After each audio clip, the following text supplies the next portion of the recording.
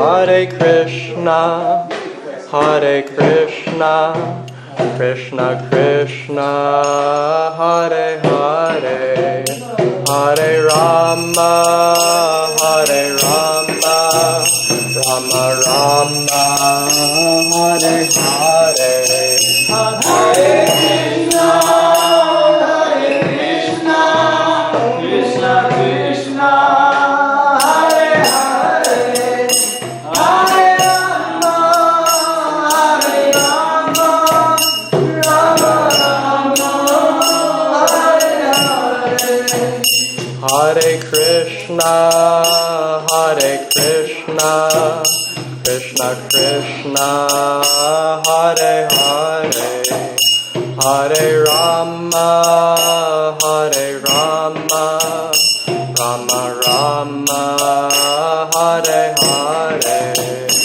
Hare Krishna, Hare Krishna, Krishna Krishna, Hare Hare, Hare Rama, Hare Rama, Rama Rama, Hare Hare.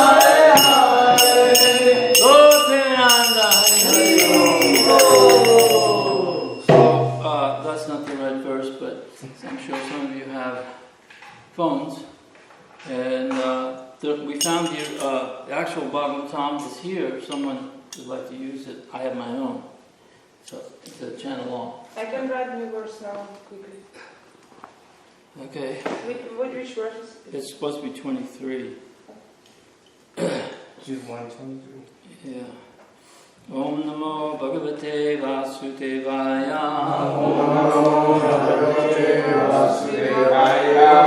Om Bhagavate Vasudevaya. Om Namo Bhagavate Vasudevaya. Om Namo Bhagavate Vasudevaya. Om Namo Bhagavate Vasudevaya. Namaskritam Naram Chaiva Narottamam Deving Saraswati Vyasam Jojayamudiriye. Before reciting the Srimad Bhagavatam, we should first offer our respectful obeisances to the Supreme Personality of God, Lord and Right. Narayan Rishi, the supreme human being. Mother Saraswati, the goddess of learning. Srila Vyasadeva, the author, and to Srila Prabhupada, our spiritual master. Nama Om Vishnu Bedaya Krishna Vasai Bhutale. Srimati Bhaktivedanta Swami Iti Namane. Namaste Saraswati Deve. Gauravani Pacharane Nivasesha Srinyavadi Paskitara Desadana. Also, we'd like to welcome Bhakta Graham, right? You're visiting, right? You've been here before, haven't you? Yeah. Yeah. So, thanks for coming and spending time with us. Thank you. We hope it becomes extended. So, while we're waiting for the verse, I was going to read from this book anyway. It's called Vaishnava K. What kind of a devotee are you? It's originally from a Bengali poem by His Divine Grace Bhaktisiddhanta Saraswati Thakur Prabhupada. And the verse translations and extensive quotes from His Divine Grace A.C. Bhaktivedanta Swami Prabhupada, and verse translations and commentary by His Holiness Jayapataka Swami. This is a really, I had just opened up to this one yesterday, this particular verse, and it seems relevant to the class here. So I'll just say the Bengali and then Vishaya Mumukshu Bogera Bubukshu Doye Taja Mana Doy Avaishnava Krishnera Sambandha Aprakrita Skanda Kabunahe Rahaja Tara Sambhava. Translation: My dear mind, due to your false pride,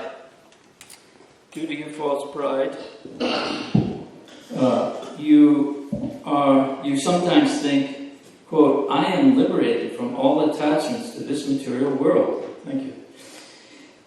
And other times you think, I am an expert enjoyer of material sense gratification.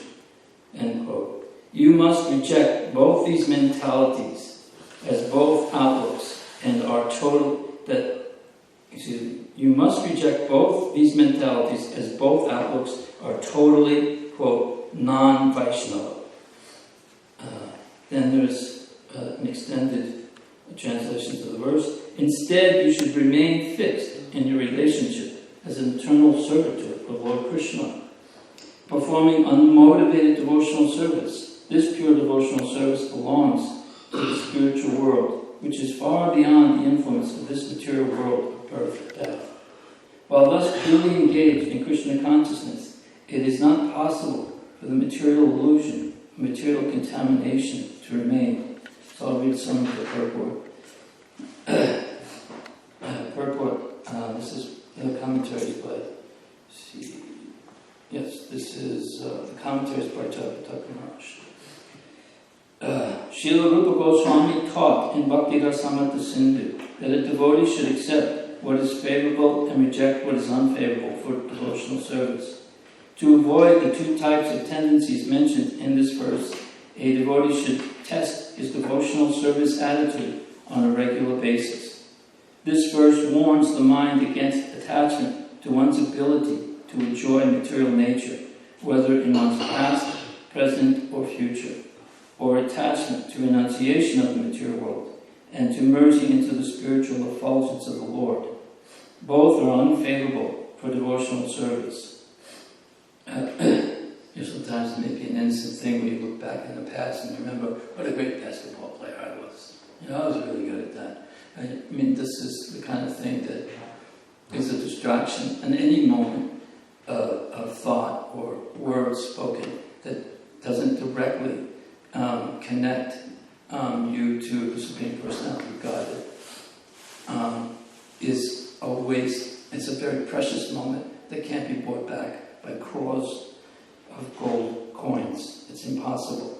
So even that kind of lamentation is, it may seem innocent, but actually once that starts to happen, your mind starts going off on tangents. Like when you're chanting, for me, let's just say, not you.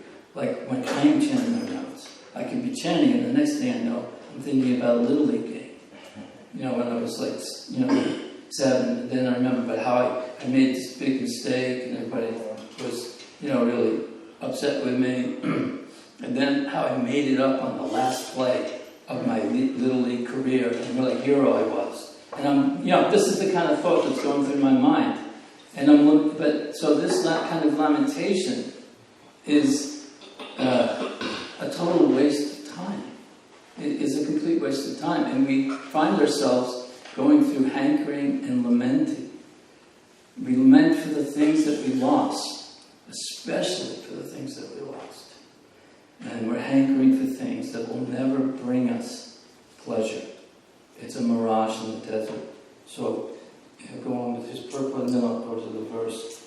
A devotee's understanding of what is favorable or unfavorable for devotional service must be constantly tested with sadhu, shastra, and guru to ensure that pure devotional service is not being compromised or replaced with material values. A devotee's reference point is his relationship with Lord Krishna. Attachment for past, present, or future sense enjoyments or liberation devoid of devotional service are having the material world as their reference points. To perform unbroken, unmotivated devotional service while depending completely upon the mercy of Lord Krishna is a proper attitude of pure devotion.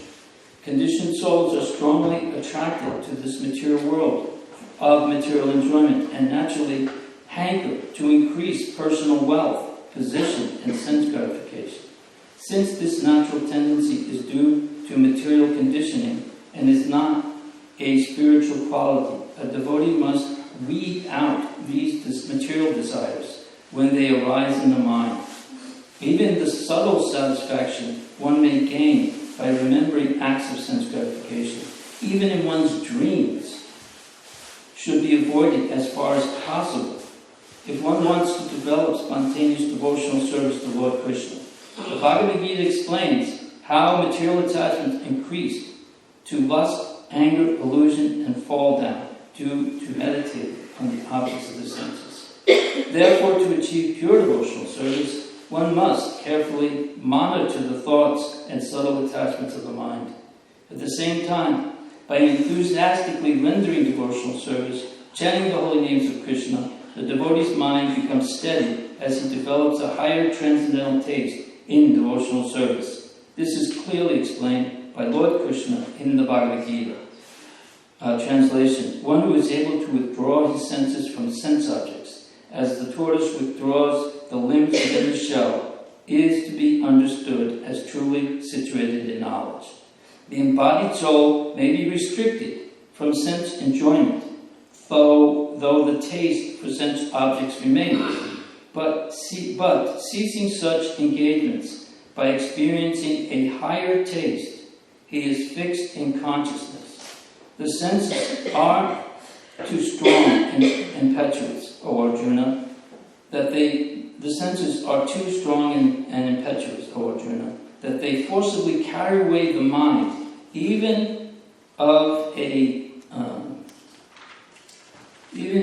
man of discrimination who is endeavoring to control them. One must restrain the senses and fixes his consciousness of one who does restrain his senses and fixes his consciousness upon me is known as a man of steady intelligence. While contemplating the objects of the senses, a person develops an attachment to them. From such attachment, lust develops, and from lust, anger arises. From anger, delusion arises, and from delusion, bewilderment of memory. When memory is bewildered, intelligence is lost, and when intelligence is lost, one falls down again into the material pool. One who can control the senses by practicing the regulated principles of freedom can obtain the complete mercy of the Lord and thus become free from all attachment and aversion. For one who is so situated in divine consciousness, the threefold miseries of material existence exist no longer. In such a happy state, one's intelligence soon becomes steady. Bhagavad Gita 2, verses 58 through 65. So now we'll do the Srimad Bhagavatam first.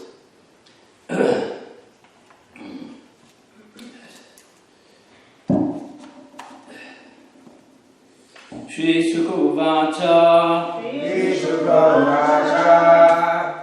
Jitashano. Is that what's up there now? Yes. Jitta Swaso Jittasano Jitta Swaso Jitta Sango Jitendriya Jitta Sango Jitendriya Stule Bhagavato Rupe Stule Bhagavato Rupe Mana Sandaraye Diya Stule Bhagavato Rupe Mana. Oh, I'm sorry. Stule Bhagavato Rupe Mana Sandaraye Duya. It's Diya. I'm sorry. I didn't get much sleep, so things were a little hazy. Shri Sukha Uvacha Jitasano Jitaswaso Jitasano sango jitendriya. Jita sango jitendriya. Stule bhagavato rupe. Stule bhagavato rupe. Manasandara raye diya.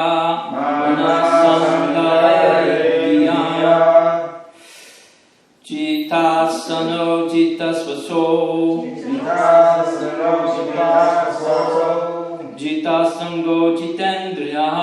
Jitasango jitendriya. Stule bhagavato rupe.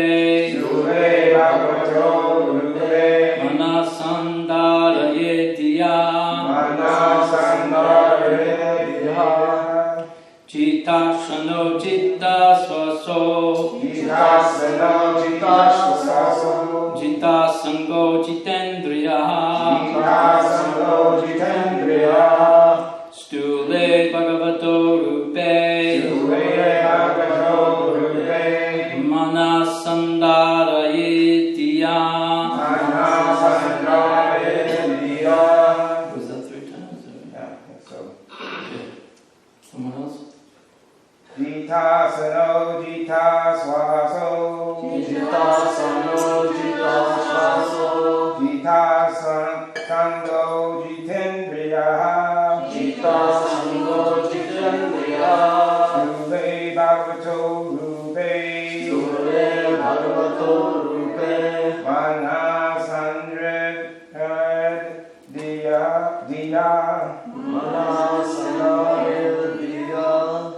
Jitasano jitasvaso. Jitasano jitasvaso. Jitasango jitendriya.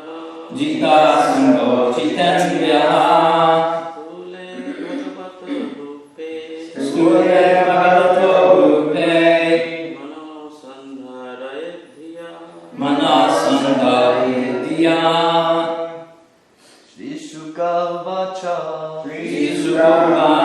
Jitasano jitasvaso. Jitasano jitasvaso. Jitasango jitendriya. Jitasango jitendriya. Stule bhagavato rupe. Stule bhagavato rupe. Manasandara yetiya.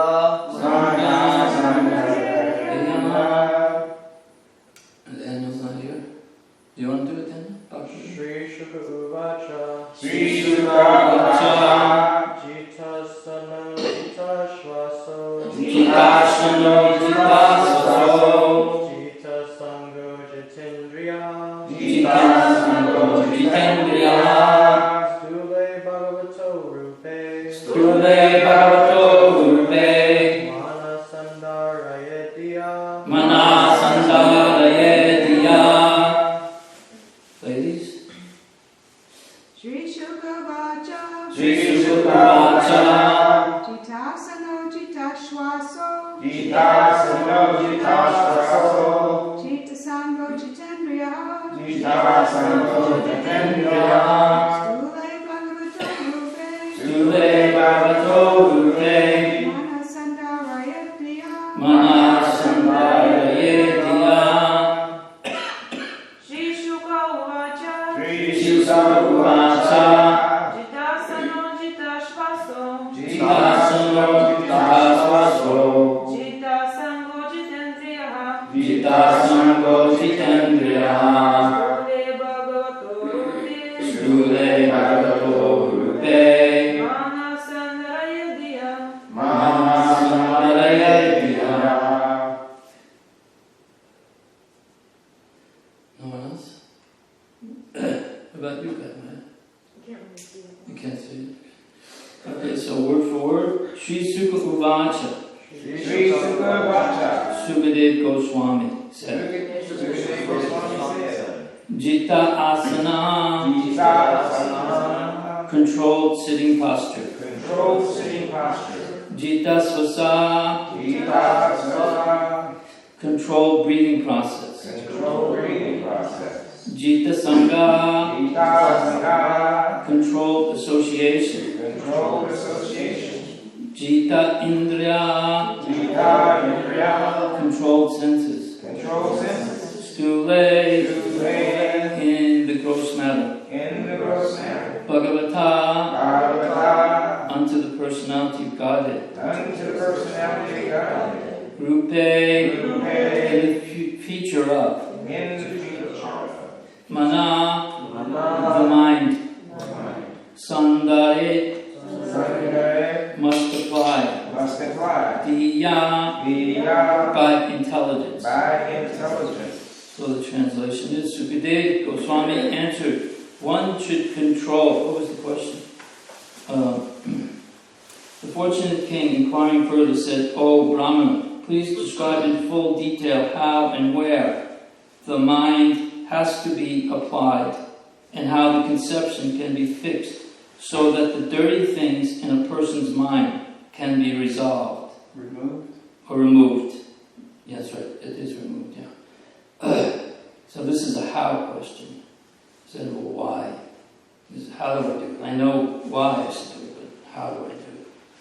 And Sukadeva Goswami's answer is, one should control the sitting posture, regulate the breathing process by the yogic pranayama, and thus control the mind and senses with intelligence. Apply the mind to the gross potencies of the Lord, called Virata Rupa. I'll say it, then you repeat, please. Sukadeva Goswami answered, Sukadeva Goswami answered, one should control the sitting posture, one should control the sitting posture, regulate the breathing process regulate the breathing process by the yogic pranayama, by the yogic pranayama, and thus control the mind and thus control the mind and senses and senses with intelligence. with intelligence.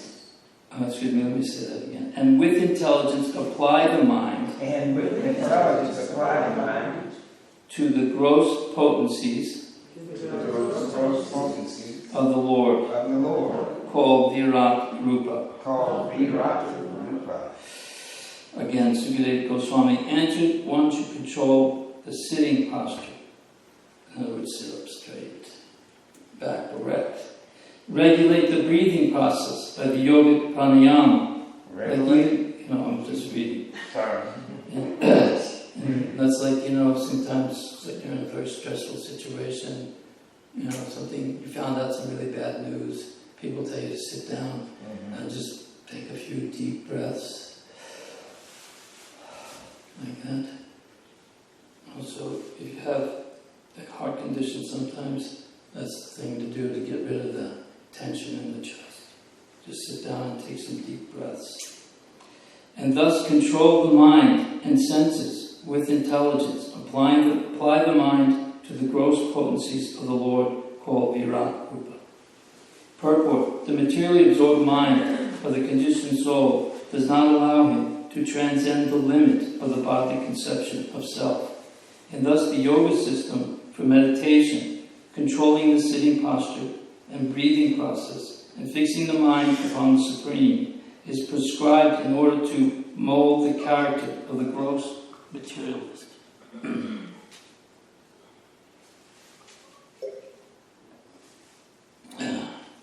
Unless such materialists are able to cleanse the materially absorbed mind, it is impossible for them to concentrate upon thoughts of transcendence. And to do so, one may fix one's mind on the gross material or external feature of the Lord.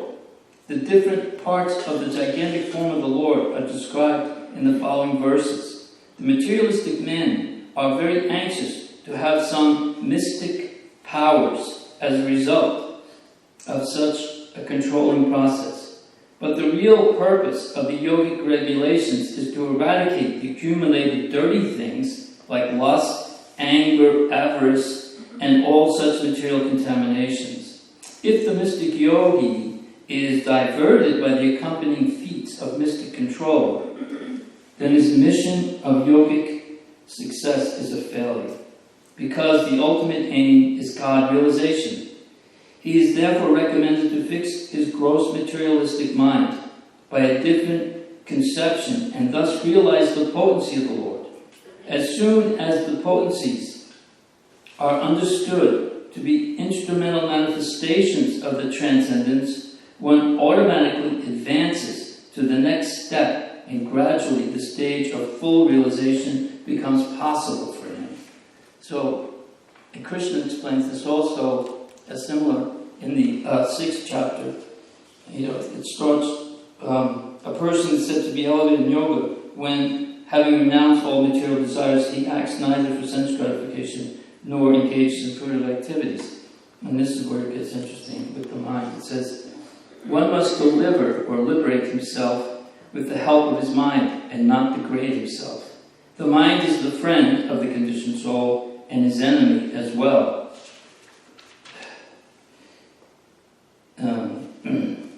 For one who has conquered his mind, the mind is the best of friends.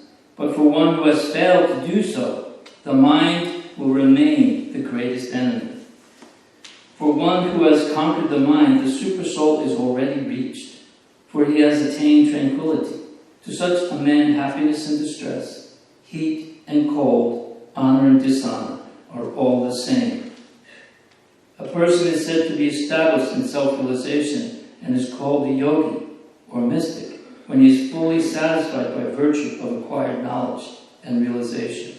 Such a person is situated in transcendence and is self-controlled. He sees everything, whether it be pebbles, stones, or gold, as the same. A person is considered still further advanced when he regards honest well-wishers, affectionate benefactors, the neutral, mediators, the envious, friends and enemies, the pious and the sinners, all with an equal mind. A transcendentalist should always engage his body, mind, and self in relationship with the Supreme.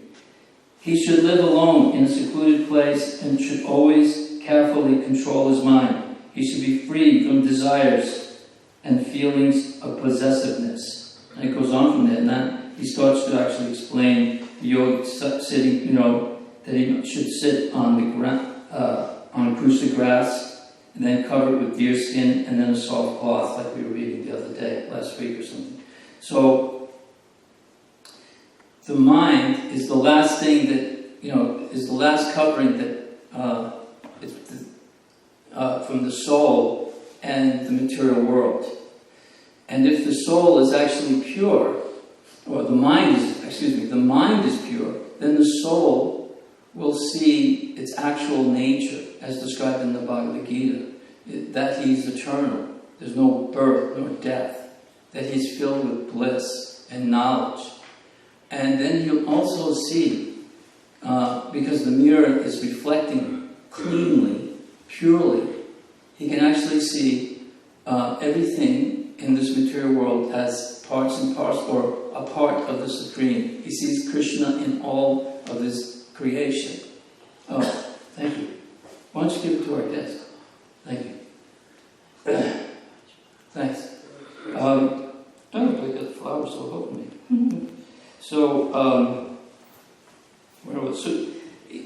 And you perceive the ocean of bliss and the source of the ocean of bliss, the Supreme Personality of God, Krishna.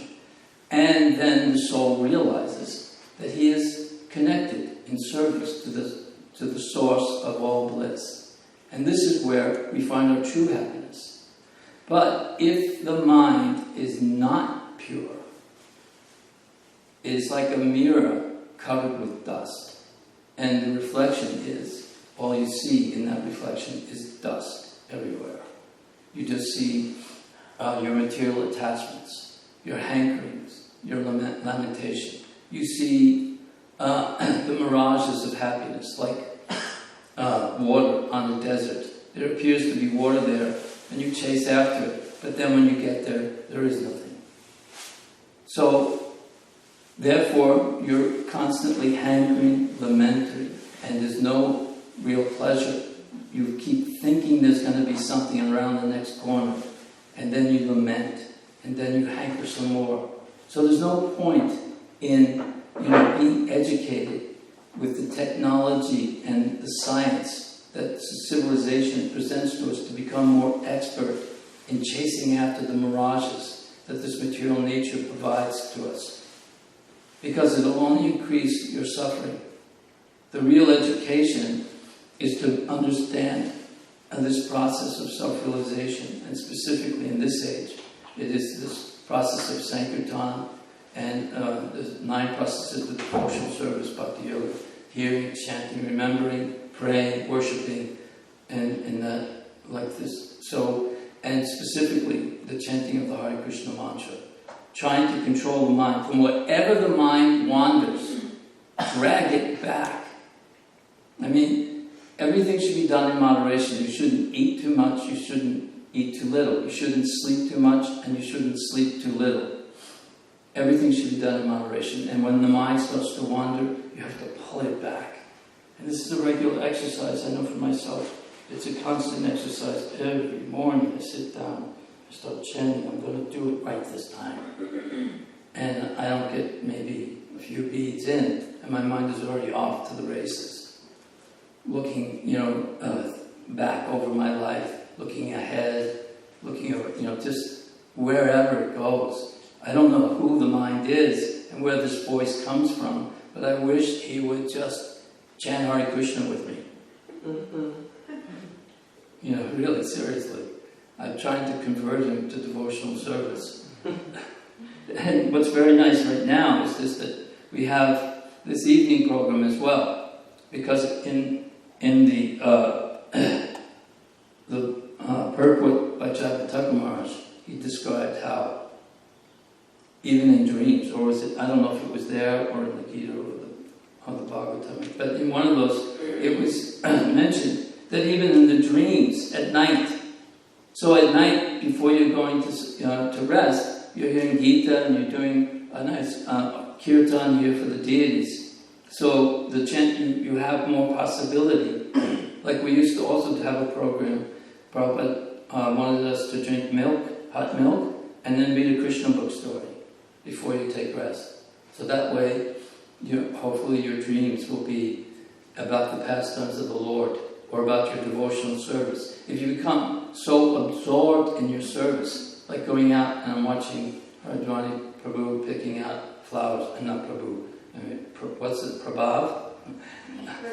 Praviv, the feminine. So, she's, so I'm sure these devotees that have been doing this for years, that they may even dream about that, which is all, because I go to places that I don't know where I am or who I am. Sometimes I actually, lately, say to myself, come on, let's get out of here.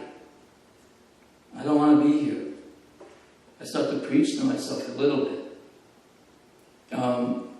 It's a dangerous place to go. Then in the morning, you come back and you remind yourself by sitting down and chanting your rounds, having kirtan in the morning, then greeting the deities, worshipping the founder Acharya, and then sitting down for a little while, studying the Bhagavatam. And yes, sometimes it may seem a repetition, but Prabhupada said repetition is necessary, because we in this age, we have the tendency to forget. We lose, our attention span is like children. So it's important to constantly be reminding ourselves. And it doesn't always necessarily have to be some high philosophical point. It could be the same basic points over and over again. Do everything in moderation. Hearing and chanting to the excess. Moderate your eating, your sleeping, your other activities. Wherever the mind wanders, pull it back. In this way, because every time we say something that's not related to our devotional service or directly glorifying the spiritual master or other devotees or the Supreme Personality of Godhead, we've just wasted that breath. And every breath is precious. It's like, this is an actual experience I had once. Then I'll wrap it up. It's like you're sitting at a red light. It's a gray, hazy day. And there's a light mist rain. And you're sitting in a Toyota Camry, brand new. And over here to your right is 2 lanes of traffic. Over here is a double yellow line. and there's traffic going to come this way once the light turns green. In front of you, about 200 yards in front of you, or 150 yards in front of you, is an 18-wheeler who's got his blinker on. He's trying to turn left. So you start driving forward, and slowly, because you try to get over to the right, but the traffic is too thick, and they're not letting you in. You can't cross over the double yellow line. This 18-wheeler is right in front of you. You put your foot on the brakes. The brakes work, but because it's a misty rain, the oils come out of the asphalt, and you go into a slide. And you're just sliding slowly, like an eternity. Each moment is an eternity. And you realize there's nothing you can do. You can't go this way because you'll cause more danger. You can't go that way, it'll be even worse. You grab the wheel and try to pull back the reins of the car, but it's not horses. Even though it's called horsepower, it's not horses. You can't pull it back. You're praying that the truck will move forward, go away, move up, and you just watch yourself sliding, moment by moment.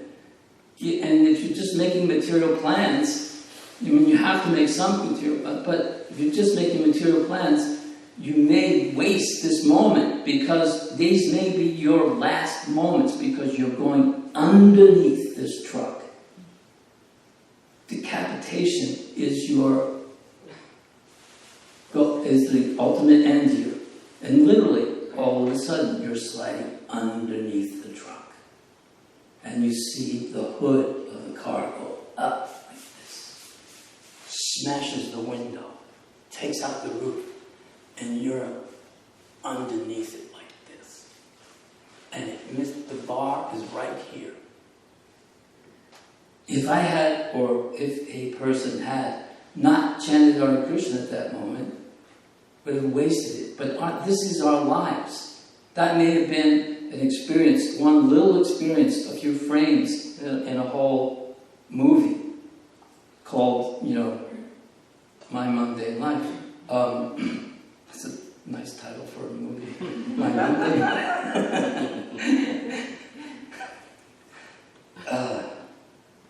I make myself laugh. So, my mundane life. So, but the fact is, as soon as we got out of the womb, that 18-wheeler was in front of us. And we're sliding slowly towards that. It may be a car accident, it may be a disease, it may be just a gradual deterioration of the body, and everything's failing, but it's inevitable. So every moment we're sliding towards that 18-wheeler, we need to practice chanting, hearing, and remembering. So this is the basic point here. In terms of controlling the mind, the only way to control the mind is to do this. And that mind can help you. It can be your best friend. It can say to you, no, you don't want to think that. You don't want to go there. Yeah, it looks great, but it's a dead end. You know that. If the mind is telling, yeah, go ahead, why not? Who's going to know? Krishna knows. He sees everything. There's no secrets. There's no privacy. You can't get away with anything. We've been trying for lifetimes. Now's the time to get out. And I'm really so enlivened to see so many young people coming now. And I just hope and pray that, somehow or other you all get, because I'm tired of hearing myself talk. And I'm sure a lot of people are as well. It'd be really nice to hear the young people's realizations. Please read Prabhupada's books. Read these different books by his followers. And then share your realizations. So we can have more input together. It'll be more interesting. Variety is the spice of life. What is it? Variety is the spice of life? Or what? Something like that. So that we... It's more, because everyone has a different view, a different point of view. And out of the mouths of babes comes brilliance. So please, some of you start considering volunteering for classes in the morning, or if you have the program in the evening, whatever. Please, let's increase the nectar. Let's increase the bliss. Anyway, does anyone have any questions or comments? Well, on that one, don't they have to be like initiated usually? Not necessarily. I mean, not to give a class. No, there's no hard and fast rules. I never heard Prabhupada say you had to be initiated to speak about Krishna.